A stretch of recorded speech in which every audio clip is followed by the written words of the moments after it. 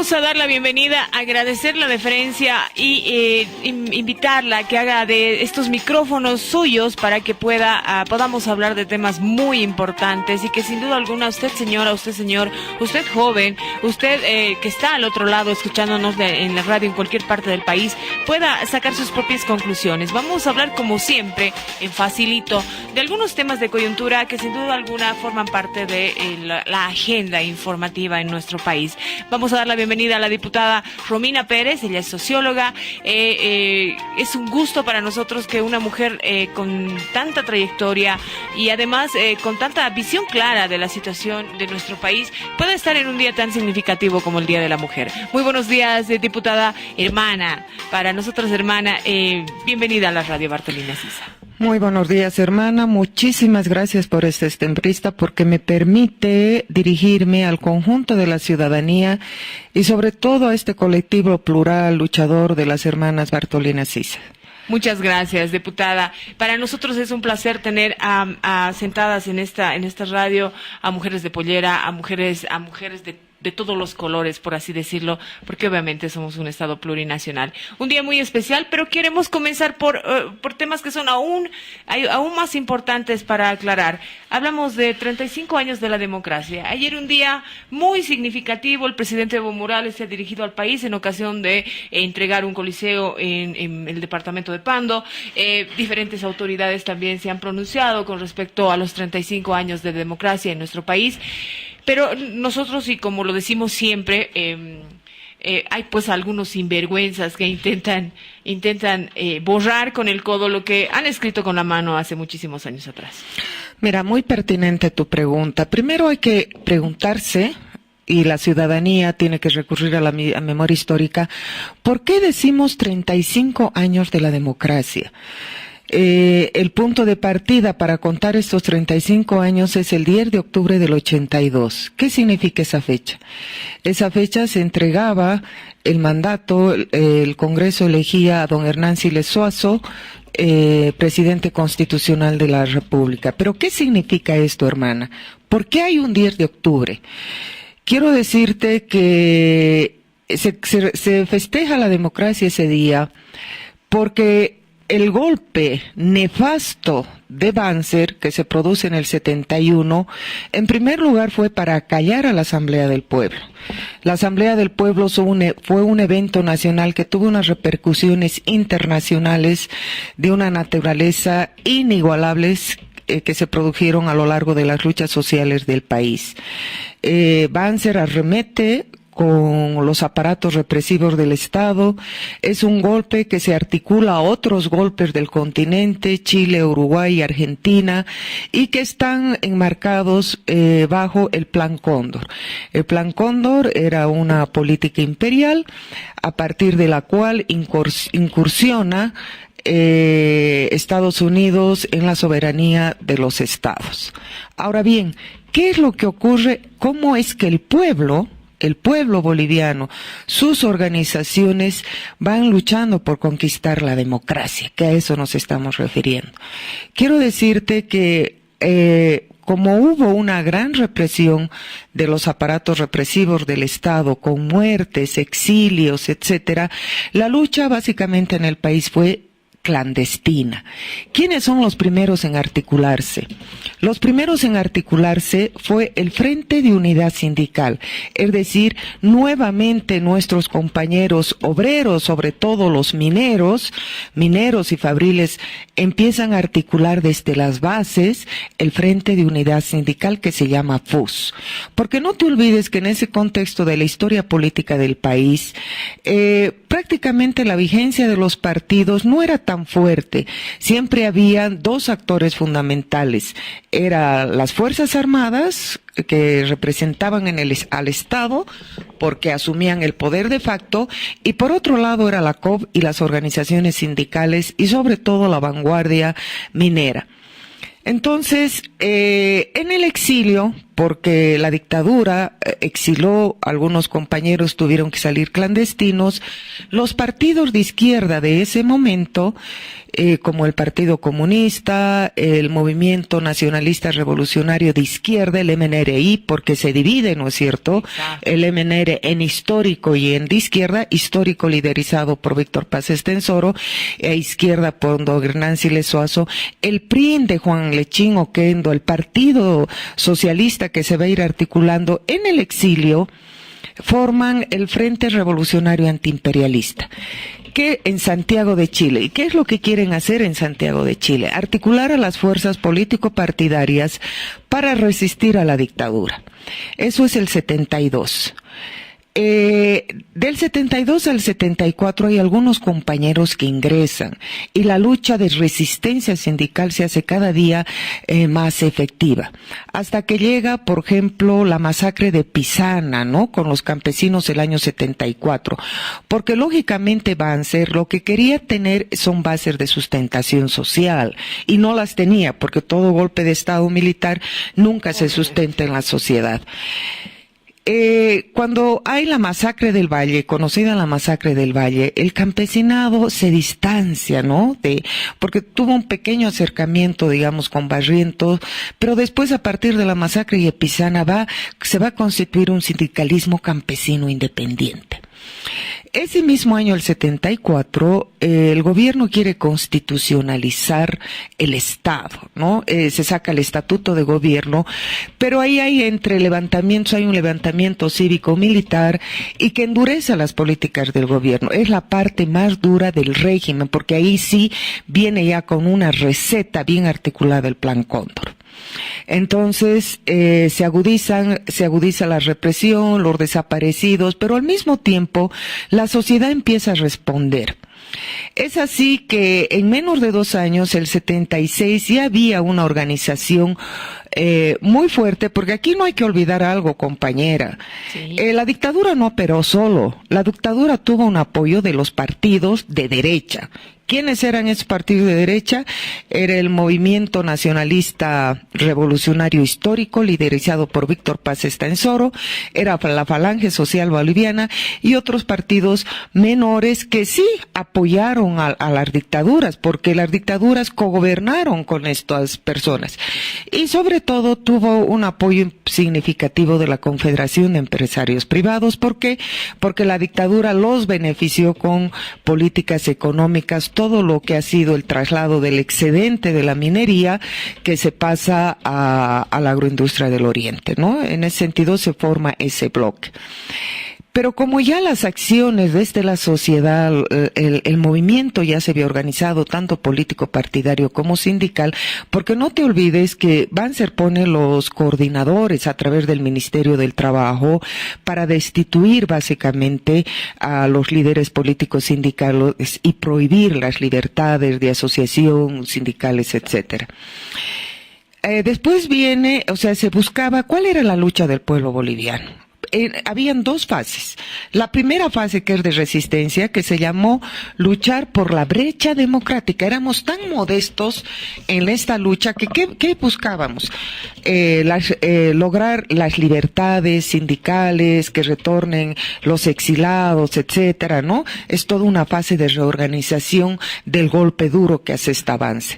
Y la segunda fase, que algo es inédito que ocurre en el país, es que la sociedad, sus organizaciones sindicales, la Federación Sindical de Trabajadores Mineros, la Central Obrera, empiezan a hacer sus ampliados, sus congresos, y dicen también de forma semiclandestina, y apuestan por la democracia representativa. Es decir, vamos a elecciones. Eso muchos analistas políticos, sobre todo René Zabaleta, dice la acumulación en el seno de la clase. ¿Qué quiere decir eso? Que los movimientos contestatarios no desaprovechaban ningún espacio para conquistar las libertades, pero dicen, apostamos a un proceso electoral para conquistar la democracia, primerito, porque no era una tradición en el país. Y no era tradición porque los partidos políticos eran débiles, ¿no? Por ejemplo, los partidos de izquierda tenían que tener una presencia sindical en la Central Obrera o en la Federación de Mineros si acaso querían tener vigencia. Entonces, ya como el Plan Cóndor se había implementado, en Estados Unidos Jimmy Carter, empuja un poquito las amnistías, pero los movimientos y la sociedad contestataria llamó las democracias controladas. O sea, ellos querían controlar y lógicamente todos les sale el tiro por la culata porque ya el movimiento estaba organizado y la gran la gran huelga de hambre de las compañeras mineras se desata como una bola de nieve. Primero tiene una simpatía, entonces socala en todo lado. Todo el mundo apoya esa huelga, se identifica con ella porque se está reivindicando la amnistía. Y de ese modo se conquista la amnistía y el año 77 se va a unas primeras elecciones. En esas primeras elecciones prácticamente toda la izquierda tuvo una primera unificación que inicialmente, después del FRA en el exilio, a nivel nacional se constituye el Frente Democrático Nacionalista justamente para encarar las tareas electorales. Y se elige a Dornan Siles Suazo y su acompañante, si no me equivoco, era Sandoval, no era todavía Jaime Paz Zamora. Pero ya el 77 había un grave problema, hermana. La Corte Nacional Electoral no tenía los registros saneados, es decir, se habían perdido, la Corte tenía un registro del año 1965, ¿no? La ley electoral, por ejemplo, del 65, se promulga para favorecer, en este caso, a Barrientos. Había un problema ahí, pero pese a eso, se toma el desafío y dice, vamos a elecciones, el 77. Y el primer escrutinio,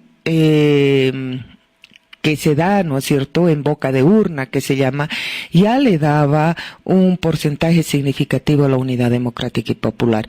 Y producto de ello vienen los continuismos militares, se anulan las elecciones, vienen otros golpes, y así sucesivamente estamos desde el 77 al 79, que son 3 elecciones consecutivas. Quiero referirme a la del 79 porque es muy importante. Nuevamente, ya con el binomio mejorado, en esas elecciones ya se constituye el Frente de Unidad Democrática y Popular, que es la UDP, y en ese contexto suceden varias cosas, ¿no? Hay un debate muy interesante en el Congreso porque la UDP, pese al fraude electoral montado, ¿no?, por todos el Pereda, etcétera, por todos los milicos que tenía, y el MNR que tenía en sus manos a la Corte Nacional, la UDP salía nuevamente puntera, ¿no? ¿Y cuál era el debate en ese momento? La COB, la Federación de Mineros, otras organizaciones sociales, o sea, todas las organizaciones articuladas a la COB, y el mismo frente que era el Partido Comunista, el MNRI, el partido, bueno, todas las expresiones más importantes de izquierda y representativas se pronunciaban que el Congreso debería elegir como presidente y vicepresidente al que haya logrado la mayoría de votos. Entonces, los sondeos electorales le daban a la UDP más del 40% en ese contexto, pero el MNR y los partidos de derecha, Banzer había organizado Acción Democrática Nacionalista, decían no, el Congreso tiene que elegir al presidente y vicepresidente porque así está constitucionalmente. Pero el movimiento contestatario, bueno, la UDP había tenido un voto significativo y lógicamente ellos no querían entregarle el poder a la UDP. Entonces, ahí hay un problema muy serio porque este debate no concluye y las cámaras eligen sus presidencias ad hoc. Entre ellos sale Walter Guevara Arce. Y como había y que lo nombran, digamos, presidente interino, Walter Guevara, para que convoque a elecciones 1980 y que se redefina también el tema de una mejor composición porcentual, digamos, al partido ganador. ¿Qué es lo que pasa aquí, querida compañera? Y es lo que yo quiero puntualizar. Después de 10 años, el Congreso empieza a sesionar. ¿Y tú sabes cuál es el primer tema que toca el Congreso?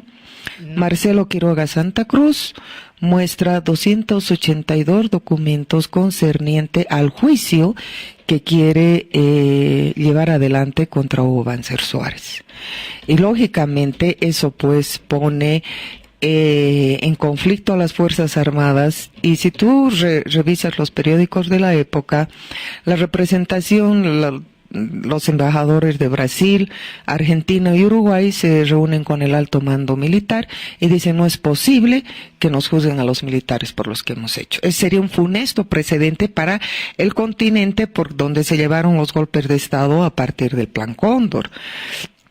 Entonces viene un golpe a Guevara y hay un triunvirato y su itinerato de 3 meses, de un año queda reducido a 3 meses, con el compromiso de convocar a nuevas elecciones, ¿no?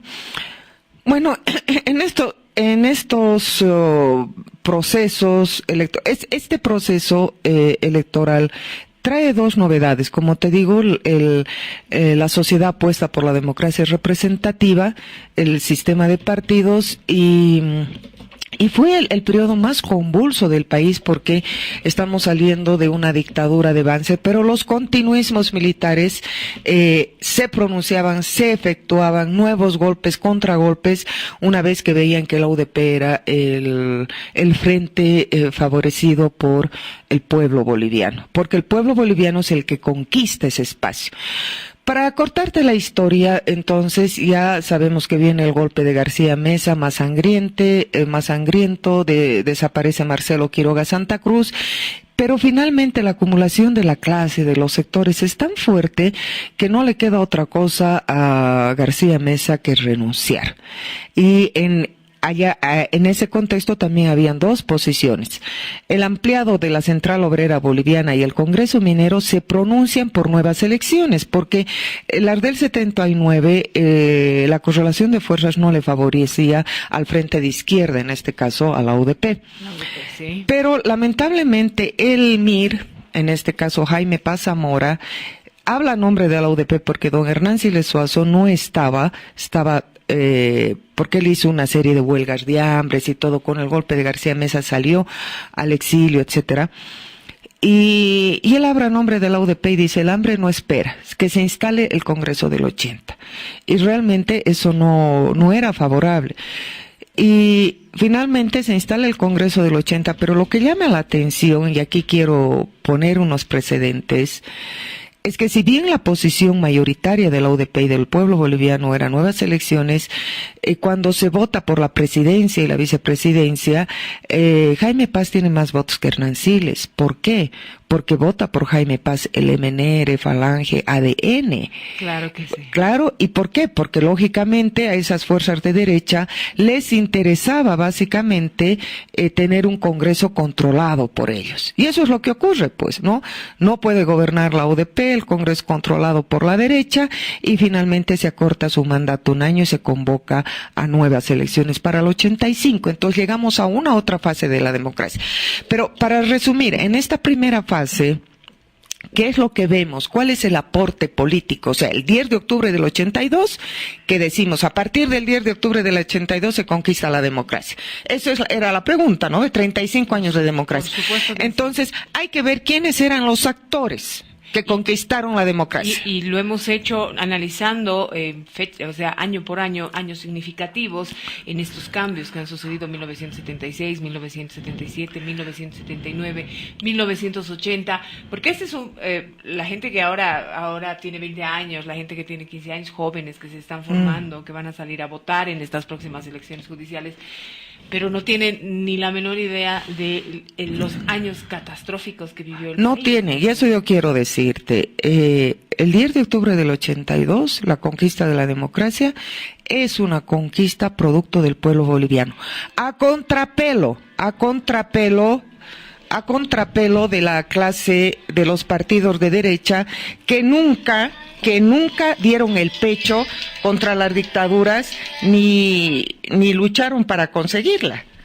ni lucharon para conseguir la democracia. Entonces, primer punto, la democracia se conquista el pueblo boliviano, las organizaciones de izquierda, los movimientos organizados en torno a la COB, la Federación de Mineros, la CSUTCB, porque no te olvides que en ese contexto de resistencia después de la masacre de Pisana, el movimiento campesino, además se forma el MRTKL, ya tiene una independencia total con sus luchas históricas, ¿no?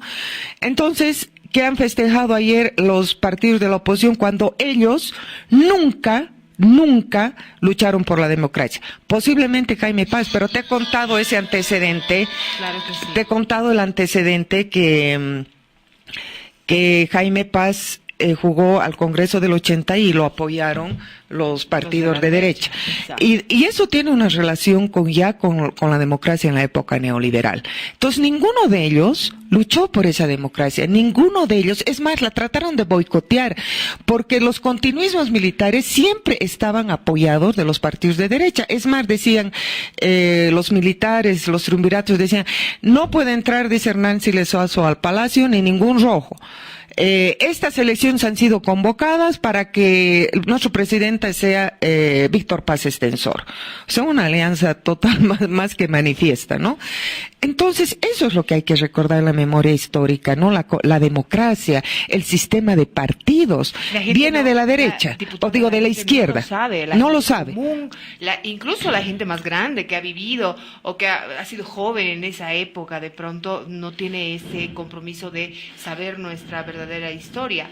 Y hay algo y a lo que iba la pregunta, esta democracia que viene, esta democracia neoliberal que viene después de... Esa es otra etapa a cual quiero referirme. Esta otra etapa es pues la de los caballeritos que ayer salieron a encabezar una marcha por la democracia. Así es, o sea, vamos a contar entonces los 35 años de democracia a partir del octubre del 82, pero no hay que invisibilizar la historia de quienes conquistan la democracia. Hubo actores, fue lo más significativo, hombres y mujeres que dieron su vida. No te olvides que hay muchas muertes, muchos desaparecidos. Bueno, entonces con esa democracia se empieza a constitucionalizar el sistema de partidos, etcétera, y en ese sentido, ¿qué tenemos? Una democracia pactada, ¿no? Una democracia pactada que no nos sorprende porque, bueno, sale Víctor Paz Extensoro, ya el 85 cuando se acorta el mandato de don Hernán Siles Suazo, después le sucede Jaime Paz en alianza con el dictador, con Banzer, ¿no? O sea, es una democracia que no respeta, digamos, el voto del pueblo, porque negocian en el Congreso y se hacen las alianzas. Y así gobernaron con megacoaliciones, etcétera, 20 años. O sea, 20 años se alternaron el mismo proyecto, la misma ideología, la misma política económica, etcétera. Pero ¿cuál es lo más grave? Lo más grave es que todas las leyes que ellos promulgaron no venían del pueblo. Muchas de esas leyes inclusive venían en inglés y que tenían que ser traducidas a nivel nacional.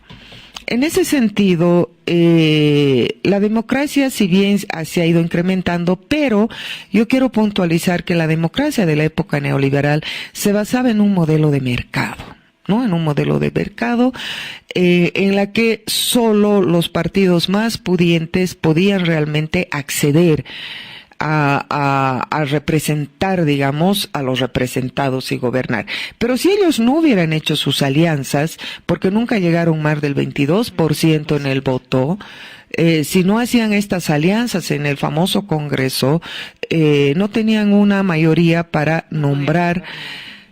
Y claro, y sabemos que con esa democracia se entregan los recursos naturales, se privatizan casi todas las empresas públicas del Estado. En todo el país se privatizan 207 empresas que a lo largo del ciclo estatal nacionalista le había costado una inversión al Estado, ¿no? Y favorecen a los empresarios, se favorecen. En resumidas cuentas, se articula una red de poder político, empresarial y familiar que gobierna este país en función de los intereses de las transnacionales y en función de los intereses de ellos propios. Algunas organizaciones como fue Condepa y de UCS fueron los únicos que te llevaron una representación, Condepa con la Cholita Remedios y UCS que tenía otras representaciones más populares, pero nunca este Congreso tuvo una representación fidedigna y genuina del pueblo, ¿no? Que sean sus diputados electos en territorios y en jurisdicciones por las organizaciones. Como esta política y estos pactos cansó al pueblo y sobre todo que se abrieron más brechas de inequidad, etcétera, tenemos varias acciones contestatarias. El hito más importante en la conquista de la democracia que estamos viendo ahora fue la Guerra del Agua en Cochabamba. ¿Por qué te digo que fue la Guerra del Agua? El hito que marca una historia muy importante, y esto también tiene que conocer, si bien todos hemos conocido la Guerra del Agua, pero aquí hay un hito muy importante. ¿Y cuál es? El hito es de que se expulsa, el pueblo boliviano por vez primera expulsa a la transnacional Aguas del Tunari. El movimiento, o sea, es la primera expulsión de una transnacional del territorio del país. Después, lógicamente, viene el referéndum del gas, la guerra del gas, y felizmente la salida de Gonzalo Sánchez de Lozada a raíz de eso. Y tenemos, con la llegada de nuestro hermano presidente Evo Morales Ayma, un gobierno que va a fortalecer la democracia. ¿Por qué va a fortalecer la democracia? Porque se hace una asamblea constituyente donde en el artículo 11 la democracia en Bolivia se ejerce no solamente de la forma representativa, sino directa, a través del plebiscito, recupera las formas comunitarias de representación. Pero lo más importante a nivel del sistema político, antes el sistema político estaba mediado solamente por los partidos. Pero ¿qué es lo que hace nuestro presidente y la Asamblea Constituyente? Reconoce los sistemas políticos que siempre estuvieron vigentes de las naciones y pueblos indígenas originarios campesinos. Es decir, se constitucionaliza, o sea, tenemos un sistema político que articula los otros subsistemas de todas las identidades de los pueblos indígenas, naciones originarias, sobre todo de las dos naciones quechua y aymara, y de los 36 o 34 pueblos del Oriente Chaco y Amazonía. Ese es un gran avance. Y por esa misma forma, porque se recuperan estas formas, no solamente democráticas, sino de propios sistemas políticos, digamos, micropoderes, es que tenemos la representación que tenemos ahora en el Congreso, donde ahí ves polleras, tupi-guaraníes, están expresados no solamente los movimientos sociales como Federación, como los mineros, los obreros, los fabriles, los cooperativistas, sino sobre todo los movimientos indígena, campesino, originarios, ¿no? Eso es democracia, ¿no es cierto? Es una democracia que nunca antes se ha vivido en la historia de este país, pero lo más importante, acá lo paradójico es que, como ya hemos hablado de la primera fase de la democracia, es el pueblo que instituye, da la institucionalidad sociopolítica del sistema y que para el goce de todos, ¿no? Porque estamos construyendo. Entonces, para resumir, o sea, es una falacia que los partidos de izquierda que han promovido estas movilizaciones a partir del 21F se atribuyan la reconquista de la democracia y la saluden, ¿no? Cuando ellos en realidad siempre se opusieron. Aunque ellos digan, como tú decías, por ejemplo, el tuto viene de ADN, el tuto es el pitufo de los dinosaurios, ese es un resabio. Jaime Paz, con toda su práctica ya desde la traición que dan UDP con el hambre no espera, la alianza con Hugo Banzer para ser presidente, pero no solamente eso, no te olvides que es en el gobierno de Jaime Paz que se aprueba la ley de privatizaciones y su principal ministro es Doria Medina y que negocian con el Banco Mundial, el Fondo Monetario Internacional, toda la política de privatización. El MNR que ya te he contado la historia oscura de Víctor Paz Estensoro en los golpes, después el GONI y ahora todos los movimientos que dicen, nosotros somos tenemos una nueva generación, pero tiene que ser una nueva generación que sepa qué hizo su partido y por qué no se cambian de sigla entonces o fundan otro partido si quieren ser de una nueva visión. O sea, tienen este pasado. Y el Partido Demócrata Cristiano también tuvo alianzas con la derecha, con la dictadura. O sea, todos ellos. Hablaremos de Santa Cruz. Santa Cruz siempre fue el semillero de los golpes de Estado, ¿no? De la división del país. No te olvides que el golpe de Banzer se gesta en Santa Cruz, en Baviera, ¿no? Pero no solamente eso, sino que, por ejemplo, los paramilitares que toman la Universidad de Santa Cruz, cuando aquí ya teníamos una serie de movilizaciones más fuertes. Por eso es que en Santa Cruz siempre la izquierda tenía la capacidad de aliarse, por ejemplo, ampliamente, ¿no? Desde el por decirte, hasta centro izquierda, siempre iban unidos. En cambio, en el occidente siempre había diferencias entre la izquierda, ¿no? Aunque los frentes amplios sí luchaban juntos. Entonces son estos señores que ahora quieren posesionar eso, ¿no? Quieren decir que ellos son los defensores de la democracia cuando, primero, nunca la defendieron.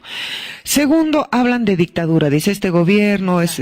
Evo dictador. Ahora, que sepan, pues, o sea, como se hacen los OPAR de la historia, o sea, las dictaduras eran la de Banzer, García Mesa, los triunviratos, dictaduras sangrientas donde se suspendía toda libertad de expresión, democracia, o sea, se suspendía todo. O sea, estos señores realmente quieren posesionar con términos no correctos. Evo jamás puede ser un dictador en la vida. Y ahí yo quiero referirme a nuestra acción de demanda inconstitucional abstracta. Quería decirle ese tema, enganchando, ¿no? El tema de, principalmente el tema de la repostulación del presidente, que no es lo mismo que la reelección del presidente Evo Morales, ¿no es cierto? Y bueno, de esta acción de inconstitucionalidad que ha generado pero tanta controversia. Obviamente los medios de comunicación y ahora las grandes tecnologías, las grandes redes de Internet logran posicionar mentiras, logran posicionar información incorrecta, y es algo muy, pero muy peligroso. Nos ha sucedido el 21F catastróficamente, ¿no es cierto? Entonces, creemos que es obligación de los medios de comunicación comprometidos con el proceso de cambio socializar y aclarar a la población qué sucede con este tema de la acción de inconstitucionalidad. Muy pertinente, porque se quiere confundir, pero no tenemos que dejarlos confundir a la población. Es decir, no al voto duro del MAS ni al voto duro de la derecha, sino esa gente que está siendo inducida con mentiras y con falsa información. Primero, desmentir categóricamente, porque hasta da risa, ¿no? Por ejemplo, Doria Medina y el propio Carlos Mesa, yo estaba viendo ayer su entrevista en PAT, pero al Doria lo he visto en la radio, que le dan muchos espacios, ¿no? Dice, el MAS está planteando la inconstitucionalidad de la Constitución, a su propia Constitución. Eso es una falacia, eso muestra la ignorancia de estos caballeros, ¿no? Y voy a explicar por qué. Lo que está planteando el MAS es la inconstitucionalidad de la Ley 029. Básicamente, artículos que están referidos al tiempo del mandato y el tiempo de duración de los mandatarios que ejercen la presidencia y la vicepresidencia. Dice, podrán ser reelectos de una sola vez de manera consecutiva. ¿Por qué estamos pidiendo la inconstitucionalidad de esos artículos? Porque nuestra Constitución tiene varios artículos referidos a los derechos humanos, consiguientemente a los derechos fundamentales, pero sobre todo en el ámbito de los derechos fundamentales a los derechos políticos. Y esto es muy importante, compañera. El artículo 26 de nuestra Constitución prácticamente es lo mismo que el artículo 23 del Tratado y Convenio Internacional del Pacto de San José de Costa Rica, que dice, ¿no?, que todo ciudadano tiene derecho a presentarse, ya sea como candidato a elecciones libres, transparentes, etcétera, ¿no? Eso dice nuestro artículo 26. Entonces no puede haber discriminación de la ley ante un derecho político. ¿Por qué? Porque el artículo 13 de nuestra Constitución, parágrafo cuarto, y el 256 han tenido una postura muy interesante en relación al espíritu del constituyente. Dice que los tratados y convenios internacionales que haya suscrito el Estado concerniente a los derechos humanos se aplicarán de forma preferente sobre esta misma Constitución. Eso dice el 13 y el 256. Pero el 13 también dice cómo se tiene que interpretar esto. Y tiene que interpretarse en función, básicamente, de lo que dice el mismo Pacto de San José de Costa Rica. El derecho preferente de los derechos fundamentales. Entonces, la misma Constitución está cediendo su primacía constitucional para que se apliquen estos derechos. Es decir, acá no solamente viene un derecho de toda persona para ejercer el poder público, sino viene también el derecho de los electores. Por ejemplo, tú, yo y el compañero que está ahí al frente, ¿no? Tú y yo queremos votar por Evo porque nos simpatiza y el compañero por otro. Si a mí me sacan a mi candidato preferente del proceso electoral, yo me quedo sin opción. Están cercenando mi derecho como el elector. Pero además hay un hecho bien importante también que hay que decir, ¿no? Que es que entre todos los jefes de partido políticos de derecha que se han presentado consecutivamente también a elecciones, pero que han perdido, y yo te digo jefes de partido, no te digo líderes, hay que hacer esa diferencia, qué es un líder y qué es un jefe. Son jefes autocráticos, ¿no? Porque no hay una democracia interna en esos partidos. Lo veo todos los días en la Asamblea Legislativa Plurinacional. Y tenemos un líder, y eso es lo importante, que si tú sigues viendo los sondeos, que hace además la prensa de derecha, ni siquiera la hacemos nosotros, el candidato de preferencia es Evo Morales. ¿Cómo le van a quitar al ciudadano la opción de querer votar por ese candidato? Entonces aquí, ¿por qué entra en pánico la oposición? De acuerdo al Pacto de San José de Costa Rica, se tiene este derecho. Entonces, si se repostula el hermano Evo, será pues el soberano el que va a definir si se queda o no se queda. Pero acá hay otra trampa de la oposición, estimada amiga. Nos hablan de la alternancia. Exacto. ¿Cuál es la trampa? La alternancia en la ciencia política, y todos los estudiosos, sobre todo los italianos y los mexicanos, sociólogos y politólogos, han problematizado este tema. Y la alternancia no es un tema interno de nosotros, como más la alternancia en un sistema plural de partidos, tiene que venir pues del otro lado, es decir, de la oposición. Si quieren alternancia, tienen que tener la capacidad de presentar un candidato que le haga frente a la altura de Evo Morales. No tienen, porque son chatos, no son líderes históricos, se han posesionado de partidos, por eso te digo, son jefes de partidos que con mucho dinero mueven sus estructuras partidarias, y eso, si acaso tuvieran estructuras políticas, porque se han atomizado, no son facciones. Y cuando hay facciones en un partido, ¿qué quiere decir una facción? Que cada, entre comillas, militante persigue sus fines personales y no intereses del bien común.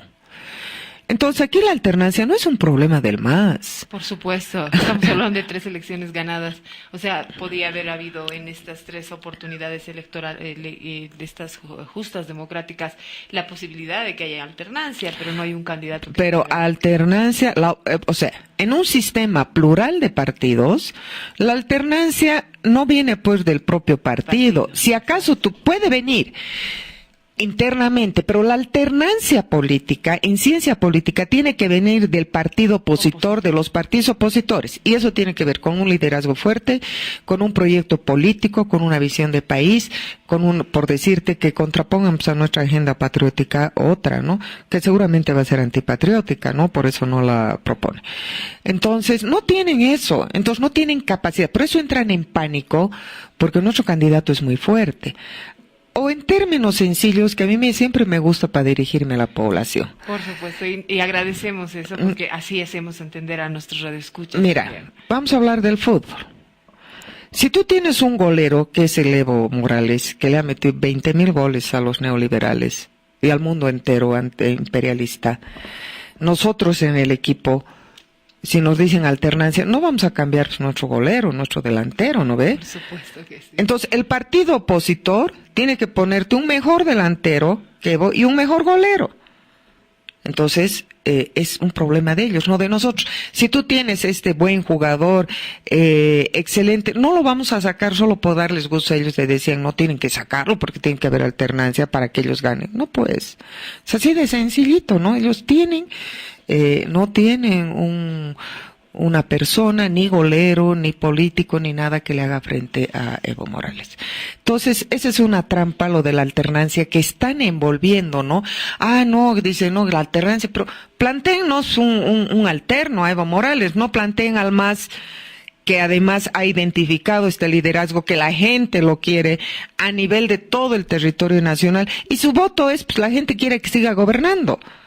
Quiere, ¿no? Está en las estadísticas. Ahora, el 21F, el 51%, o sea, 49, nosotros hemos sacado, esas 49 personas son las que quieren emitir su voto. Entonces, cuando me iba al pacto de San José de Costa Rica, no es solamente la persona que va a ir a candidatear, a habilitarse para candidato.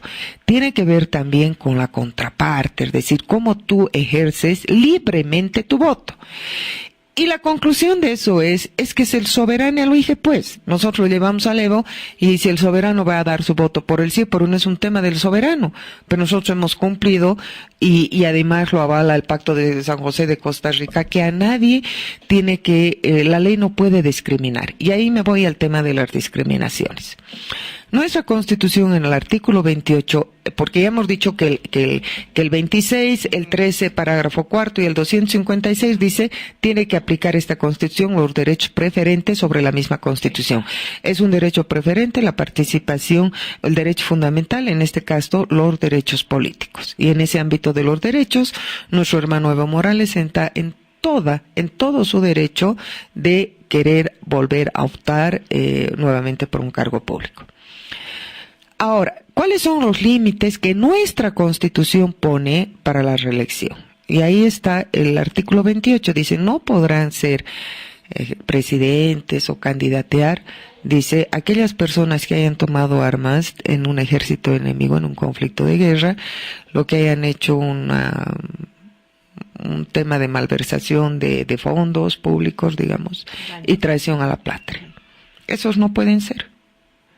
Esos son los límites, pero además el pacto de San José de Costa Rica también te está limitando, dice quiénes no pueden elegirse, y te dice concretamente, pone unos números clausus que son edad, nacionalidad, procesos penales, pero nunca dice que si es que no pone límites a la reelección. Entonces, nuestra demanda de inconstitucional, por eso es contra la ley electoral, con estos artículos que limitan. ¿Qué dice el Doria Medina, qué dice Carlos Mesa y qué dicen todos los sinvergüenzas que ahora se dan de demócratas? Dicen, la acción de inconstitucionalidad, además están planteando la inconstitucionalidad de su propia Constitución. Yo te aclaro eso. Si hay estos derechos preferentes en la Constitución, lo que nosotros estamos planteando es que evidentemente hay artículos en la Constitución que se replican en la ley electoral, o sea, 5 años de mandato y que pueden ser electos una sola vez de manera continua. Evidentemente está en la Constitución, pero son reglas, está en la parte de reglas, porque la parte principista de la Constitución, que se respeten los derechos políticos, es prioritario. Ahora, si esto está en la Constitución, ¿qué está planteando la acción de inconstitucionalidad? Está planteando básicamente que se queden inaplicables esos artículos. ¿Por qué? No es porque a nosotros nos ha dado la gana o el gusto. ¿Por qué, hermana? Y esto es importante que sepa la ciudadanía.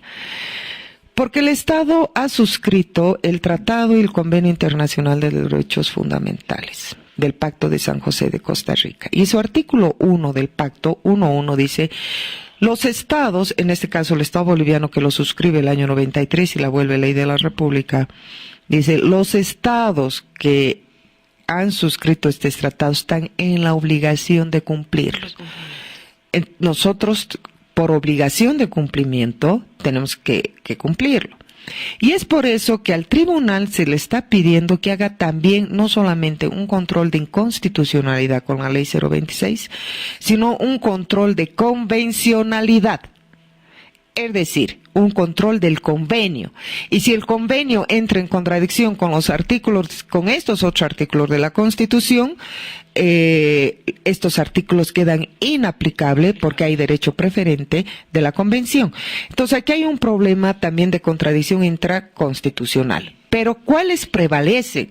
Prevalecen sobre el artículo 156, 168, 285 y 288 que limitan el mandato presidencial del presidente y del vicepresidente.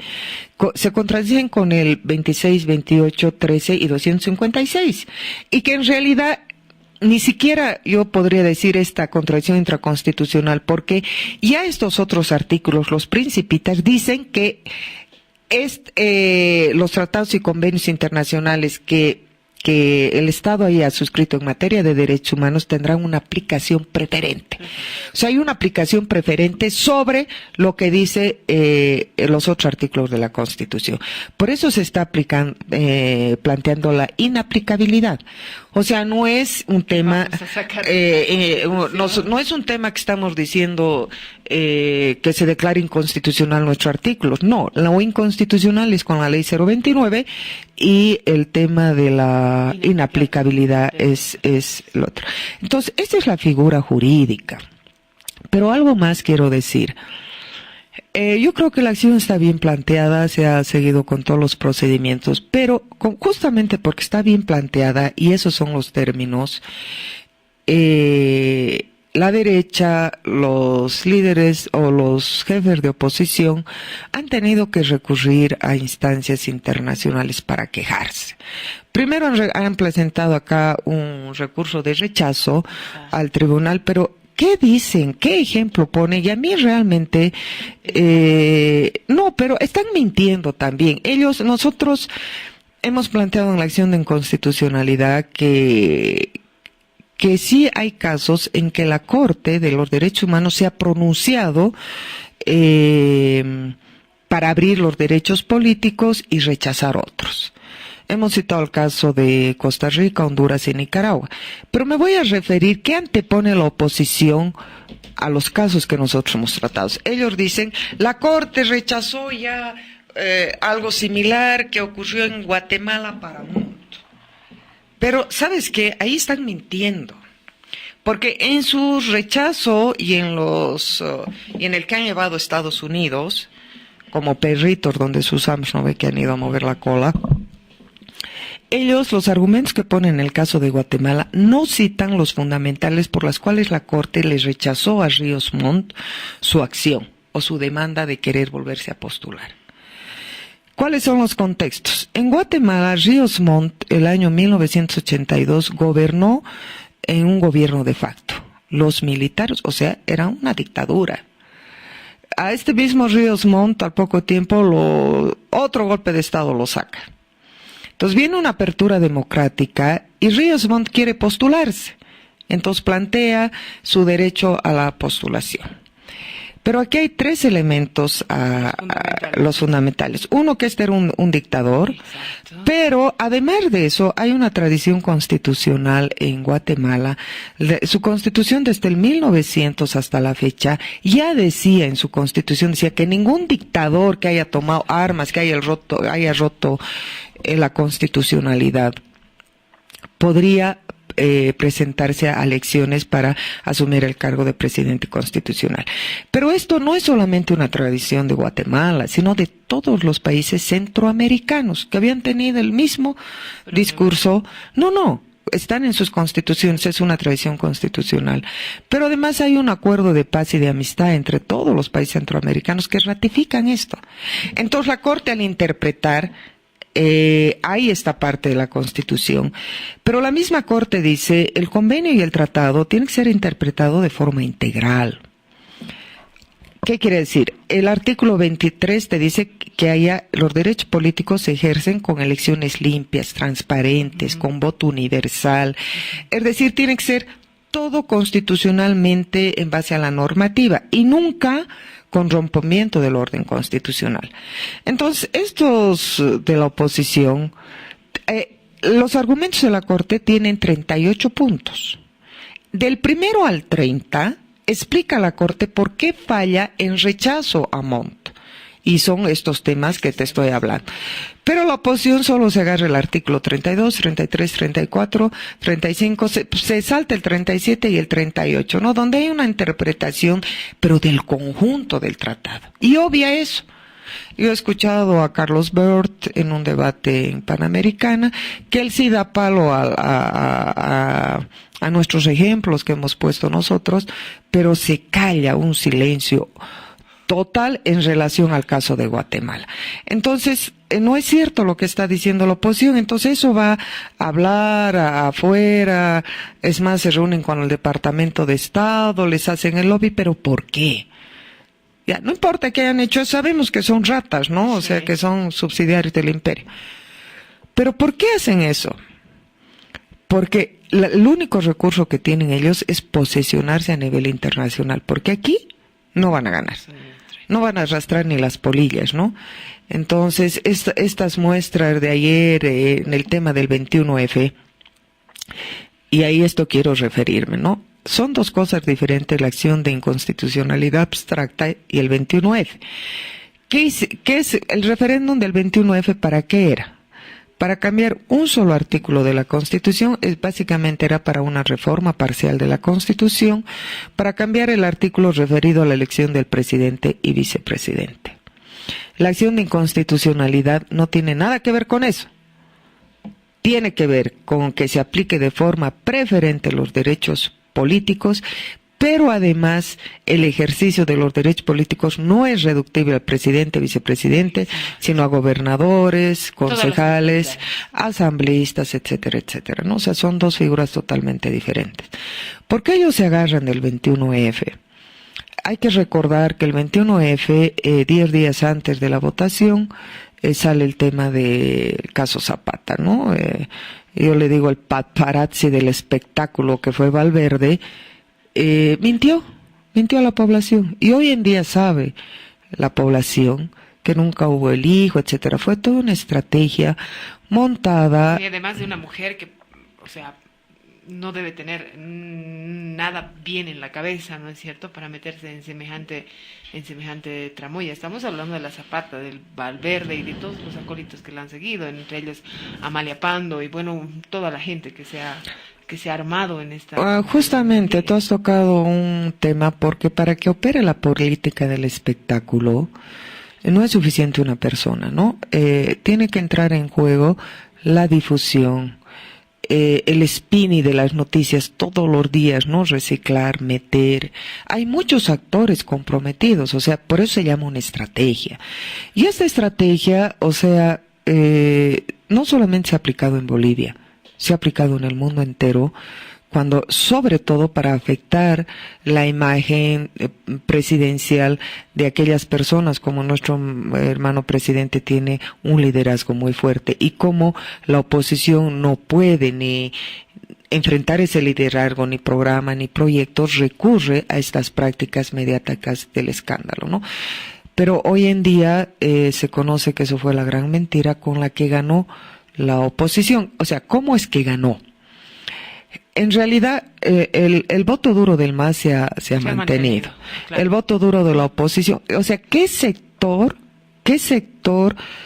se ha sumado al no? Lo que se llama en ciencia política el tercero en disputa.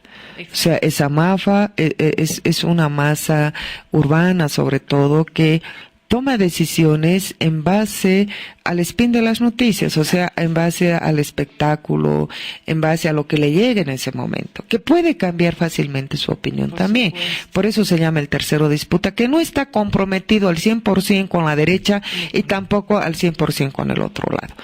Entonces, esa gente, a través de una estrategia comunicacional como que han hecho en el caso Zapata, es posible y susceptible de captar su voto. Por supuesto que sí. La verdad es que nos hemos quedado realmente, por lo menos en la compañía de usted, muy concentrados en esta cronología histórica de eventos, hitos tan importantes. Bueno, uno en especial al que ha hecho referencia, el tema de la democracia, 35 años, de la sinvergüenzura de estos señores que salen a encabezar marchas, obviamente de gente que hay que decirlo, gente que por su trabajo va a marchar, porque trabaja en la alcaldía del Alto, trabaja en la gobernación. Además de eso, el tema de la acción de inconstitucionalidad no ha podido quedar más clara. El tema de estos temas que la gente no conoce.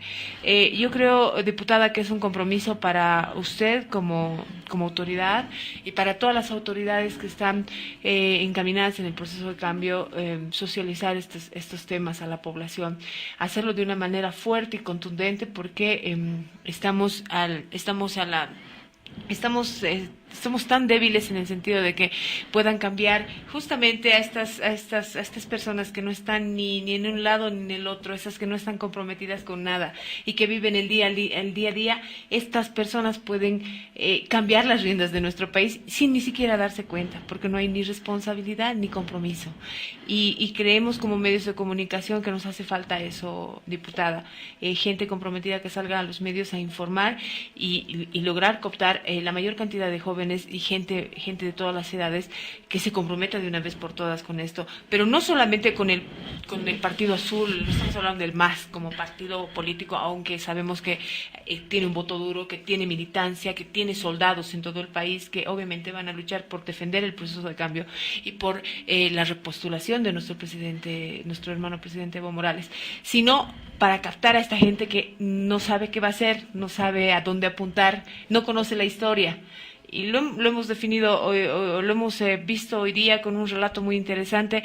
Yo la he invitado porque quería que hablemos también de las mujeres, pero la verdad es que para hablar de las mujeres solamente hay que escucharla a usted para recordar de que hay personas que realmente están comprometidas con este proceso que ha iniciado hace 11 años y que sin duda alguna debe continuar, porque es el único proyecto que nosotros tenemos para continuar siendo un país estable económicamente y con todos los beneficios que nos traen, que son algunos tan superfluos y algunos tan importantes, que sin duda alguna es importante rescatar.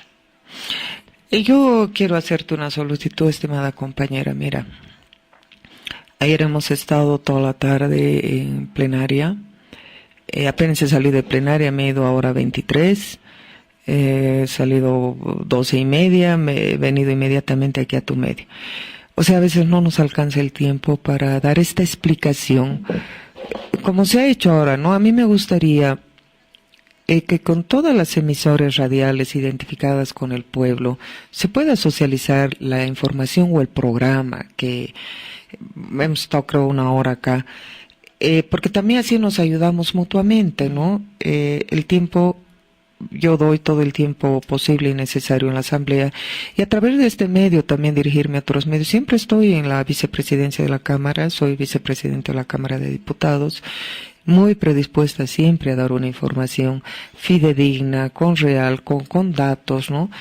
Y esto es importante seguir debatiendo. Entonces, a través de tu persona y tu prestigioso programa, hacer una cadena posiblemente y pasar la información o el mismo grabado del programa en temas esenciales a los otros medios comprometidos con la lucha antiimperialista, con su pueblo, etcétera, ¿no?